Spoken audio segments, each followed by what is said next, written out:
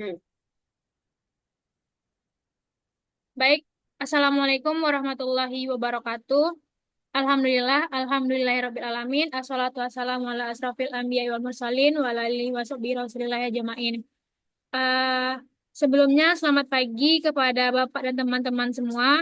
Kami dari kelompok 2 izin mempresentasikan hasil diskusi kami pada hari ini dengan materi prinsip dasar desain pembelajaran. Nah, sebelumnya kami dari kelompok 2 yang beranggotakan 4 orang. Saya sendiri yaitu Regina Novita dengan NIM 220310334 selaku moderator, dan rekan-rekan saya yaitu Sylvia Ramadhani dengan NIM 220310410, Hayatur Rahmi dengan NIM 2203172, dan Fadila Rusfa Wulan dengan 2203166.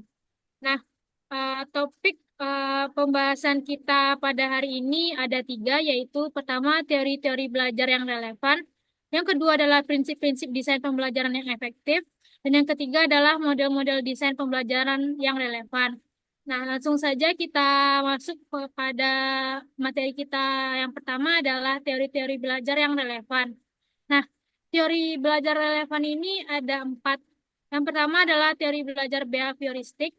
Teori ini merupakan teori belajar yang mempunyai pandangan tentang adanya perubahan tingkah laku individu tertentu yang disebabkan karena adanya interaksi antara stimulus dan respon dalam proses pembelajaran. Itu tuh dikutip dari Robert pada tahun 1975. Nah, dengan demikian, maka dapat dipahami bahwa perubahan tingkah laku peserta didik yang disebabkan adanya interaksi antara stimulus dengan respon merupakan hasil dari penggunaan teori behavioristik dalam proses pembelajaran. Nah, peserta didik dikatakan telah melaksanakan pembelajaran apabila peserta didik telah menunjukkan perilaku yang lebih baik dalam kesehariannya. Nah, teori yang kedua adalah belajar kognitif. Teori ini merupakan teori yang lebih mengedepankan proses daripada hasil belajar.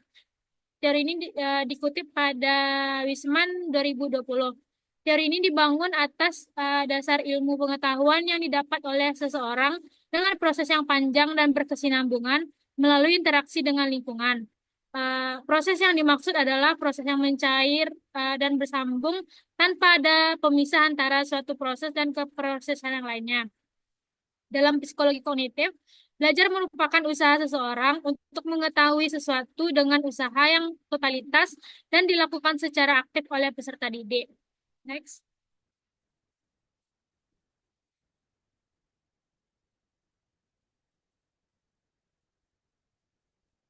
Teori yang ketiga adalah belajar konstruktivistik. Teori ini cenderung dipahami sebagai proses pembentukan pengetahuan peserta didik yang dilakukan secara mandiri. Nah, teori ini beranggapan bahwa pengetahuan sudah ada pada diri seseorang untuk dikembangkan. Dengan demikian, maka peserta didik harus berperan aktif dalam pembelajaran, aktif mencari informasi, aktif berpikir, aktif menyusun konsep, aktif memberi interpretasi terhadap suatu hal yang sedang dipelajari. Nah, teori yang terakhir adalah humanistik. Teori ini adalah teori yang menekankan pada proses belajar dan memanusiakan manusia. Teori ini berfokus pada pribadi seseorang dan bertujuan untuk membantu manusia mencapai aktualisasi diri. Manfaat teori humanistik ini yaitu menjadikan individu sebagai insan yang mudah menghargai perbedaan serta membantu manusia memahami diri dan lingkungannya. Mungkin sekian dari saya. Untuk materi selanjutnya yang akan disampaikan oleh Hayatur Rahmi. Kepada Hayatur, dipersilakan. Baik, terima kasih kepada moderator. Di sini saya akan melanjutkan materi selanjutnya, yaitu tentang prinsip-prinsip desain pembelajaran yang efektif. Nah, di sini ada yang pertama, yaitu memastikan tujuan pembelajaran selaras dengan kebutuhan peserta didik. Nah, kita diharapkan dapat menentukan dengan jelas apa yang peserta didik harus mampu lakukan setelah pembelajaran. Nah, tujuannya harus spesifik, terstruktur, dan dapat dicapai, serta relevan dan terikat pada waktu. Nah, yang kedua ada desain pengalaman pembelajaran yang personal. Nah, di sini kita dapat memanfaatkan berbagai teknologi, salah satunya seperti AI untuk menyesuaikan konten, kecepatan, dan jalur pembelajaran berdasarkan tingkat pengetahuan dan preferensi belajar dan kinerja peserta didik.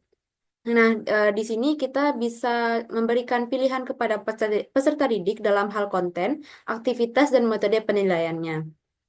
Selanjutnya yang ketiga yaitu melibatkan peserta didik secara aktif. Nah, di mana kita harus merancang sebuah aktivitas yang mendorong peserta didik untuk berpartisipasi aktif seperti simulasi, studi proyek, studi kasus atau proyek, dan serta seperti kegiatan diskusi. Nah, kita bisa memfasilitasi interaksi antara peserta didik serta antara peserta didik dan instruktur jika jika memungkinkan ada. Nah, di sini kita bisa menggunakan contohnya seperti AI dapat digunakan untuk memfasilitasi diskusi online, memberikan dukungan kolaboratif dan menghubungkan peserta didik dengan sumber daya yang relevan. Nah, selanjutnya yang keempat ada memberikan konteks yang relevan, di mana kita bisa mengkaitkan konten pembelajaran dengan pengalaman serta minat dan tujuan dari peserta didik. Nah, juga tunjukkan bagaimana pengetahuan dan keterampilan yang dipelajari dapat diterapkan dalam situasi dalam dunia nyata. Selanjutnya yang kelima yaitu mendesain penilaian yang autentik. Contohnya, kita bisa menggunakan AI untuk memberikan penilaian informatif yang berkelanjutan seperti kuis singkat, latihan, atau umpan balik yang otomatis. Selanjutnya yaitu mempertimbangkan etika dan bias. Nah, kita misalnya nih kita dalam menggunakan AI, kita harus menentukan juga bagaimana AI ini digunakan dalam pembelajaran dan bagaimana kita bisa mewaspadai potensi bias dalam algoritma AI. Jadi, kita boleh memakai AI, tapi kita harus membatasi dan memberitahu peserta didik bagaimana AI itu akan digunakan dalam pembelajaran kita. Nah, selanjutnya yaitu selalu melakukan evaluasi terhadap desain pembelajaran yang digunakan. Kita bisa mengumpulkan data tentang efektivitas pembelajaran, seperti keterlibatan peserta didik dan kepuasannya. Kemudian analisis data untuk mengidentifikasi apa saja yang perlu dievaluasi dari desain pembelajaran tersebut. Mungkin hanya sekian yang dapat saya sampaikan, saya kembalikan kepada moderator. Baik, terima kasih kepada Yaitu Rahmi. Selanjutnya, materi selanjutnya yang akan disampaikan oleh Sylvia. Kepada Sylvia, dipersilakan.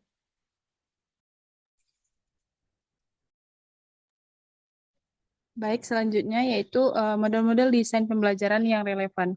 Yang pertama yaitu ada model DIC dan Carey, di mana terdiri dari 9 langkah yang meliputi. Yang pertama yaitu identifikasi tujuan pembelajaran. Di sini kita harus menentukan terlebih dahulu apa kompetensi yang harus dimiliki oleh peserta didik. Lalu yang kedua yaitu analisis instruksional. Di sini kita harus mengidentifikasi kebutuhan dan konteks pembelajaran. Yang ketiga yaitu pengembangan alat evaluasi. Di sini kita membuat instrumen untuk menilai pencapaian tujuan. Yang keempat, desain strategi pembelajaran. Kita di sini merancang metode dan teknik pengajaran yang efektif. Selanjutnya yaitu revisi program pembelajaran, di mana kita melakukan perbaikan berdasarkan umpan balik evaluasi. Lalu yang kedua yaitu model ID. ID ini merupakan akronim dari 5 tahap. Yang pertama yaitu analisis. Kita harus mengidentifikasi kebutuhan dan tujuan dari peserta didik. Yang kedua yaitu desain, merencanakan struktur pembelajaran. Yang ketiga yaitu development atau pengembangan, membuat materi dan alat evaluasi. Lalu implementation atau implementasi. Di sini kita menerapkan materi pembelajaran. Lalu selanjutnya evaluasi, di mana kita menilai efektivitas pembelajaran. Lalu yang ketiga yaitu model CAM. Model ini menekankan pentingnya pemahaman kontekstual dalam desain pembelajaran, yang mana langkah-langkahnya yang meliputi identifikasi kebutuhan, perumusan tujuan, dan analisis materi. Baik, sekian materi dari saya kembalikan kepada moderator. Terima kasih kepada Sylvia. Selanjutnya, penyampaian materi yang akan disampaikan oleh Fadila Ruspa. Kepada Dila, dipersilakan. Baik, terima kasih kepada moderator. Itu selanjutnya melanjutkan dari model-model desain pembelajaran. Eh, Selanjutnya itu ada model Azure, di mana model ini berfokus pada peserta didik dan integrasi teknologi dalam pembelajaran. Langkah-langkah dari model ini sendiri ada 6 langkah utama. Yang pertama itu analyze learner atau analisis peserta didik, di mana kita harus memahami karakteristik siswa. Yang kedua ada state standar dan objektif, di mana kita akan menetapkan standar dan tujuan dari pembelajaran. Kita juga mendefinisikan apa yang ingin dicapai dalam pembelajaran tersebut. Kemudian yang ketiga yaitu select media and materials, di mana kita memilih media dan materi belajar yang tepat untuk membantu proses pembelajaran. Yang keempat yaitu utilize media and materials, di mana kita menggunakan media dan materi dalam proses pembelajaran kita. Selanjutnya yang kelima ada require learner participation, di mana kita akan membutuhkan partisipasi dari peserta didik itu sendiri. Dan terakhir itu evaluate and revise, di mana kita akan mengadakan evaluasi dan revisi dari tahap model pembelajaran yang telah kita lakukan. Selanjutnya eh, ada model SUM, yaitu model Successive Approximate Model, di mana model ini menggunakan pendekatan iteratif yang memungkinkan desainer untuk mengembangkan konten secara cepat dengan umpan balik yang berkelanjutan. Di mana model ini terdiri dari 3 fase utama, yaitu preparation atau persiapan. Kita akan melakukan persiapan awal yang meliputi rencana awal. Yang kedua yaitu iteratif design atau desain iteratif, di mana kita akan mengembangkan prototipe dan mendapatkan umpan balik. Yang terakhir yaitu langkah iteratif development, di mana kita akan melakukan pengembangan dari iteratif tersebut. Kemudian model yang terakhir yaitu ada model for CID, di mana model ini merupakan kepanjangan dari for Component Instructional Design. Model ini adalah model yang dirancang untuk mengembangkan keterampilan kompleks dengan 4 komponen utama. Yang pertama itu ada teks, di mana dalam teks itu akan ada tugas-tugas yang mencerminkan situasi dari dunia nyata. Yang kedua itu ada support, di mana kita akan membutuhkan dukungan untuk membantu siswa dalam menyelesaikan tugas-tugasnya. Yang ketiga itu ada knowledge component, komponen pengetahuan yang diperlukan untuk menyelesaikan tugas-tugas. Yang terakhir itu ada komponen justification, adalah alasan dibalik kita memilih desain tersebut.